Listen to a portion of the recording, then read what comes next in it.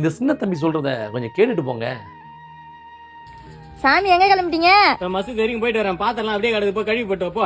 மசூதிக்கு வரேன்றா, கையில பொங்கல் தீன் பண்ணிடுற. காலைல ஜாகிர் பஸ் நான் கோயிலுக்கு போனோமா, சாமி மட்டும் கும்பிட்டு போயிட்டான். மச்சான் நோம்பு வச்சிருக்கேன், நோம்பு எடுக்க டைம் ஆயிடுச்சு, நான் கிளம்புறேன், நீ பாத்து கும்பிட்டு நாடா அப்படின்ட்டான். அவன் கோயிலுக்கு போய் பயங்கரமா சாப்பிடுவான். அதான் எடுத்துன்னு போயிருக்கிறேன் மசூதி வரைக்கும். அந்த கையில நட டீப்னு மச்சான் அங்க நோம்பு வச்சிருக்கேன், நோம்பு கொஞ்சம் செம்மையா இருக்கும், அப்படியே ருசிக்கலாம். நம்ம எல்லாம் மசூதியில விடுவாங்களாடா? யாருமா விட மாட்டேன்னாங்க? எல்லா கடவுளும் ஒண்ணுதானம்மா. அது இல்லடா, அது இல்லடா, பொது இல்லடா, எது இல்லடா, என்ன பேசினா அச்சு வாயில வச்சு விட்டு நான் முருகன் கூட பாக்க மாட்டானு.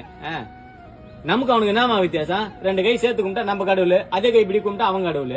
இந்த துண்டு இடுப்புல தோல்ல காட்டினா நம்ம கடவுள், அதே துண்டு அவங்க குல்லாவை அடிச்சு போட்டானா அவன் கடவுள். மனசரும் நாங்க ஒன்னதாமா இருக்கிறோம். பிரிக்க பாக்காத மத பேரிச்சு மண்டையெல்லாம் உடச்சு உடச்சு விடுவோம். இந்த மாதிரி ஒத்துமையா கடைசி வரைக்கும் இருந்துட்டா எனக்கும் சந்தோஷம் தாண்டா சின்ன பையா. அம்மாவுக்கு சேர்த்து கஞ்சி வாங்கி வந்துருனா. இதுதாங்க இன்றைய உண்மையான தமிழ்நாடு. இப்படி தாங்க எல்லோருமே இருக்கோம், இப்படிதான் இருக்கணும். வேற்றுமை இல்லாம தான் மனிதர்கள் வாழ்ந்துகிட்டு இருக்காங்க. ஆனா இதுக்குன்னு சில கர்மாந்திர பிடிச்ச கன்றாவே பிடிச்ச சில நாய்ங்க வந்து கெடுத்துக்கிட்டு இருக்காங்க. உண்மையிலேயே அந்த சின்ன தம்பிக்கு என்னுடைய வாழ்த்துக்கள், பாராட்டுக்கள்.